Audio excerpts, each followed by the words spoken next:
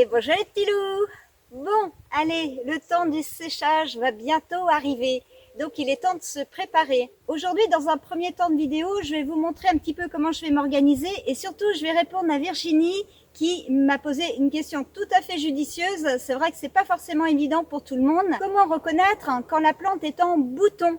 Toutes mes artémisias ne sont pas encore au stade bouton. J'en ai une qui est prête et on va s'en servir pour faire l'alcoolature qui va être la seconde partie de cette vidéo. J'ai décidé de supprimer ma vidéo de l'année dernière qui vous expliquait le séchage de l'artémisia. Parce qu'en fait, cette année, j'ai décidé de mettre en place un protocole beaucoup plus rigoureux. Je vais suivre en fait le protocole de la maison de l'artémisia. J'ai trouvé le PDF de la maison de l'artémisia qui est vraiment un descriptif du protocole pour pouvoir optimiser le séchage et ainsi avoir un pourcentage élevé des principes actifs dans la plante. Et un stade à respecter en fait, c'est l'exposition de votre plante au soleil pendant quelques heures afin d'éliminer une partie de la vitamine C qui nuit à la molécule de l'artémisinine dans le soin du paludisme en particulier.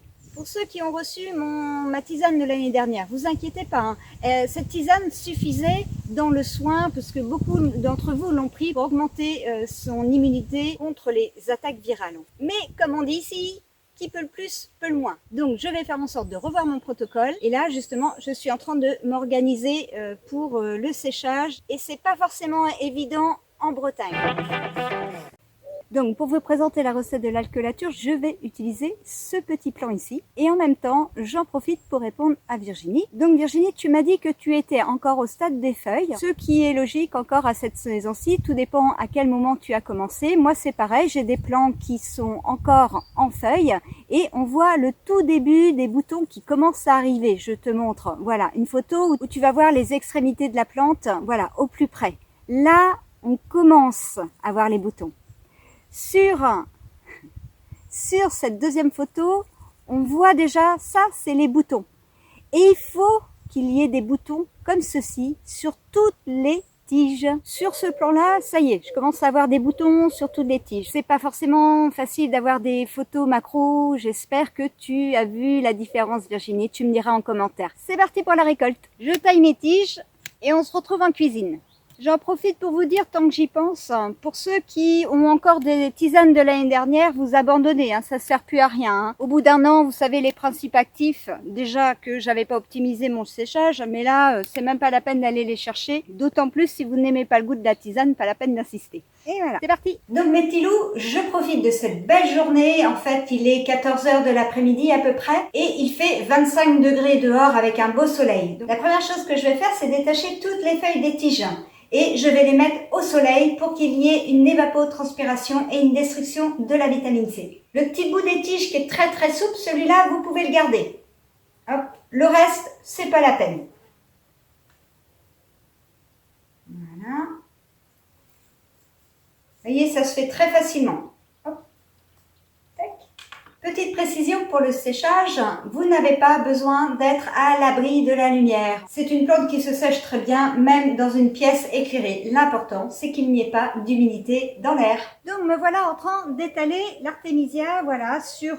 Vous reconnaîtrez les mamans, c'est les petits linges qu'on utilise pour les bébés. Ils ont l'avantage d'être blancs, donc de bien refléter la lumière et en plus d'être assez absorbants. Donc comme je vous disais, le but c'est de profiter du soleil pour détruire une partie de la vitamine C et d'enlever un maximum d'humidité de la plante. Je vous explique pourquoi. Parce qu'en fait, normalement, l'alcoolature des plantes fraîches se fait avec de l'alcool à 96 degrés. Sauf qu'ici, j'en trouve pas. Donc en fait, je vais le faire avec un rhum à 55 degrés, mais pour ça, il faut que j'enlève un maximum d'humidité, quitte à faire sécher la plante aujourd'hui, voire demain. Tout dépendra du temps. C'est pour ça qu'il faut commencer le plus tôt possible. Moi, avec la vidéo, le temps que je cale, la caméra, tout ça, je perds du temps. Il est déjà 3h30, je crois. Donc je suis un petit peu tard. À mon avis, je ne ferai l'alcoolature du coup que demain. Je viendrai remuer un petit peu dans l'après-midi.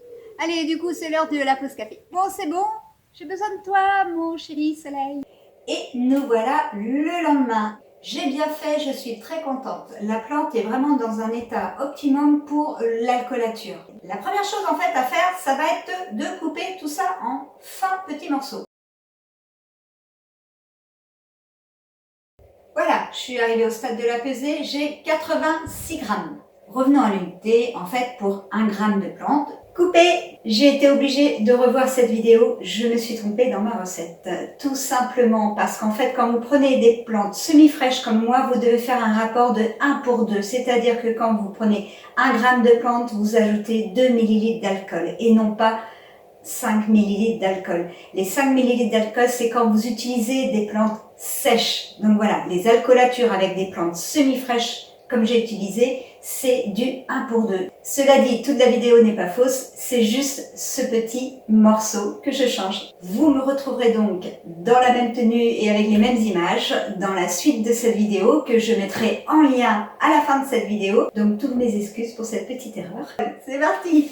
Cette marque-là propose du 55 degrés, mais elle propose aussi du 40 degrés. Donc faites attention de bien regarder ceci. Voilà, les petites étiquettes. Une pour le mojito, une pour la teinture mère. C'est pas la même chose. Il y en a un qui frappe un peu trop la tête. Il va vous falloir un contenant capable de recevoir la quantité d'alcool que vous allez utiliser. Moi, j'aime bien utiliser ce genre de bouteille. Pas la peine d'en acheter vide. Hein. Vous les trouvez au rayon jus de fruits, par exemple. Des jus de fruits comme ça. Au moins, vous aurez le plaisir de boire un bon jus de fruits et d'avoir un contenant qu'il vous faut. Ce qui est bien avec ces bouteilles, justement, c'est qu'elles ont un goulot très large. Donc mes connaissances pour la recette de l'alcoolature, tout simplement j'ai été sur le site d'Altea Provence, le site de Christophe Bernard. Beaucoup d'entre vous connaissent déjà, parce que Christophe maintenant est vraiment une référence dans l'herboristerie. Il a su remettre la communication au sein de ce domaine. Ne vous privez pas d'aller visiter ce site parce que franchement c'est une mine d'or. Et c'est parti. Je vais venir secouer. Là ça tombe comme ça, mais normalement en fait, moi, je prévois de faire 1 litre d'alcoolature. Mais là, en fait, j'avais pas préparé assez de plantes. Donc, du coup, j'ai un petit système qui est bien pratique. Vous savez, c'est ce qu'on trouve dans les cornichons. Hop, je l'ai pas jeté. Je le glisse à l'intérieur, comme ceci, en évitant de le casser. Et je vais venir appuyer sur ma plante, comme ça. Et avec ce dispositif, en fait, voilà. Hop. La plante reste bien au fond et vous allez pouvoir venir secouer votre bouteille tous les jours. L'idéal, c'est 3 semaines. Moi, je laisse 1 mois. Et c'est pas une prise de tête de secouer sa bouteille tous les jours parce que je ne la laisse pas dans un coin où je ne vais pas. Je la mets juste à côté de mes assiettes. Comme ça, moi, je suis sûre à chaque fois que je prends une assiette, en général, je donne un petit coup comme ça. Et puis c'est suffisant. Ce qui fait qu'en général, elle est même secouée plusieurs fois dans la journée. Voilà. Pour ceux qui n'ont pas ce genre de bouteille, vous prenez des bocaux le parfait et pour maintenir votre plante, eh bien vous allez utiliser par exemple un autre contenant qui va venir appuyer la plante. Et moi j'ai essayé avec ça et je trouve que c'est pas pratique parce qu'en fait c'est difficile de secouer et de remuer. Donc moi j'aime bien qu'il y ait une énergie qui va avec le secouage. Au bout de ces 3 semaines, vous allez devoir filtrer la préparation. Donc le but c'est de récupérer juste le liquide et de mettre le reste de la plante au compostage par exemple. Vous voyez, c'est ce qui me reste de l'année dernière. J'avais obtenu 2 bouteilles comme ceci, j'en ai utilisé déjà une, il me reste à peine la moitié de celle-là en fait. Je trouve que l'alcoolature est bien plus facile à prendre, mais il y a des gens qui ne supportent pas l'alcool, donc en fait, vous devez passer obligatoirement par la tisane qui est, elle aussi, très très efficace. J'ai trouvé que ça piquait un petit peu sur la langue, donc en fait, je diluais dans un grand verre d'eau. Dans les posologies, il faut faire attention. Bon, c'est là en fait où je vous conseille d'aller voir les professionnels comme Christophe. Je vais vous mettre le lien dans la vidéo qui vous donnera l'accès à justement l'artémisiane, à l'alcoolature, la posologie, qu'est-ce qu'il conseille. Mais n'oubliez pas, vous démarrez doucement. Même si on vous conseille par exemple une cuillère à soupe le matin et le soir, non. Démarrez jamais comme ça un produit. Vous ne savez pas comment votre corps va réagir. Donc en fait, vaut mieux commencer par une petite cuillère à café. N'oubliez pas, ce sont des plantes médicinales. Si vous prenez des traitements, vous faites attention. Les plantes médicinales peuvent interagir avec vos traitements. Donc toute personne qui prend un traitement, vous devez absolument passer par un naturopathe qui est un professionnel qui vous dira si vous pouvez ou pas. Et encore, faites attention à vos naturopathes. C'est important d'avoir des gens de confiance et qui ont un très bon niveau. Bon, je vais terminer cette vidéo parce qu'à mon avis, elle va commencer à être longue et je me dis... j'ai peut-être encore oublié de vous dire quelque chose. De toute façon, j'enchaîne avec la vidéo du séchage. Vérifiez vos cultures tous les jours. Parce qu'entre hier et ce matin, mes plantes avaient déjà bourgeonné sur toutes les tiges. Là, ce matin, je suis allée au jardin, j'ai dit waouh, c'est le bon moment pour le séchage. Ne vous inquiétez pas si vous avez 1 ou 3 plans à gérer. Hein. Moi, je gère comme ça, je me mets la pression parce que j'ai au moins une quarantaine de plans à mettre en séchage. Donc en fait, j'ai commencé ce matin. Et du coup, il a fallu que je tourne la vidéo, plus celle-là. Je vous dis, c'est un bon dimanche. Hein. Bon, je reste pas plus longtemps parce que derrière, j'ai le montage à faire. Allez, bisous!